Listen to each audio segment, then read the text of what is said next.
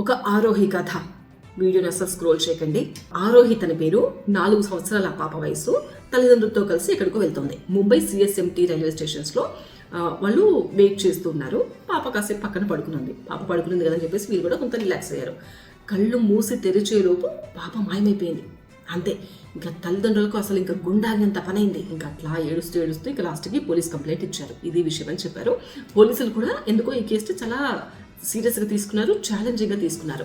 వాళ్ళు కూడా అంతటా ఇన్ఫర్మేషన్ ఇచ్చారు. అన్ని రైల్వే స్టేషన్స్లో, బస్ స్టాండ్స్లో ఎక్కడెక్కడ జనసమూహం ఎక్కువ ఉంటుందో అక్కడ పాప పోస్టర్లు అతికించడము. ఇటు తల్లిదండ్రులు, అటు పోలీసులు. అసలు తల్లిదండ్రులు అయితే ఈ 6 నెలలు అసలు నిద్రలేని రాత్రులే గడిపారు అని చెప్పొచ్చు. ఆరోహి అని ఆ తండ్రి తల్లి కలవరిస్తూనే ఉన్నారు. అసలు ఇంకా అంత బెంగ పెట్టుకున్నారు. కళ్ళ ముందే పాప తప్పిపోయింది అని చెప్పేసి. అయితే ఇక్కడ వీళ్ళు వెతుకుతుండగా అక్కడ 6 నెలల క్రితం ఏం జరిగిందంటే, వారణాసి రైల్వే స్టేషన్లో ఒక పాప ఏడుస్తూ కనిపించింది. అక్కడున్న కొంతమంది అనాథాశ్రమంలో పనిచేసే వ్యక్తులు ఆ పాపను చూశారు. ఏడుస్తోంది రైల్వే స్టేషన్స్లో అని చెప్పేసి వెళ్ళి అడిగారు, ఎవరు ఏంటి నీ అమ్మ నాన్న ఎక్కడ అని అడిగితే ఆ పాప ఏం చెప్పలేకపోయింది. మరాఠీలో మాట్లాడుతోంది. ఇంకా వీళ్ళకి ఏం అర్థం కాలేదు. సరే పాప తప్పిపోయి వచ్చిందని చెప్పేసి ఆ పాపను తీసుకెళ్ళి అనాథాశ్రమంలో ఉంచారు. 6 నెలల నుంచి ఆ పాప అక్కడే ఉంది. రాత్రులు ఇద్దరు అమ్మ అని ఏడుస్తూ మరాఠీలో ఏదో కలవరిస్తూ అట్లా ఉండేదట. వారణాసి రైల్వే స్టేషన్లో ఒక రిపోర్టర్ ఈ పోస్టర్ చూశాడు. మరాఠీలో ఉంది.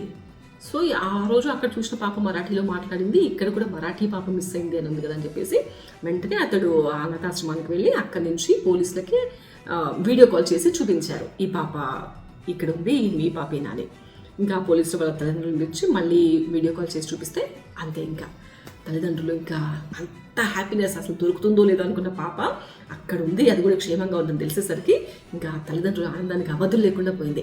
కరెక్ట్గా November 14th చిల్డ్రన్స్ డే రోజు పోలీసులు, ఆ వారణాసి పోలీసులు ఇక్కడ ముంబైకి తీసుకొచ్చారు పాపని. ఇంకా ఆ బ్లూ బెలూన్స్తో, బ్లూ ఫ్రాక్తో ఆ పాపకి తల్లిదండ్రులు వెల్కమ్ చెప్పడము, పోలీసులు వెల్కమ్ చెప్పడము.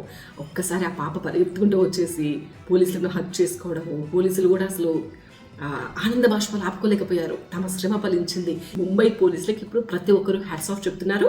మొత్తానికి ఆ పాప తల్లిదండ్రుల దగ్గరకు చేరింది.